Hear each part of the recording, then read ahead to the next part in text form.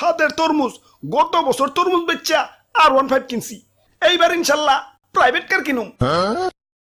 ওই তরমুজ লন, তাজা তাজা তরমুজ লন, দেখালন বেচালন। আমি অসাধু ব্যবসায়ীর মতো কেজি হিসেবে তরমুজ বেচি না, পিস হিসেবে বেচি। ওই বেচালন দেখালন, পিস হিসেবে তরমুজ লন। জেনে জি গাই হেনে খালি কয় তরমুজ 100 টাকা কেজি। এত টাকাতে তরমুজ কোন যাইবো না, অন্য দোকানে দেখতে হইব। ওই তো একটা দোকান। ওই ভাই তরমুজ লন পিস হিসেবে ব্যস্তাছি। তা তরমুজ ভালো তো, ভালো মানে একবার কিনবেন তো আরেকবার আইবেন। লন বেচালন। ওই বাবা বড়টা কত? বড়টা একদম 800 টাকা।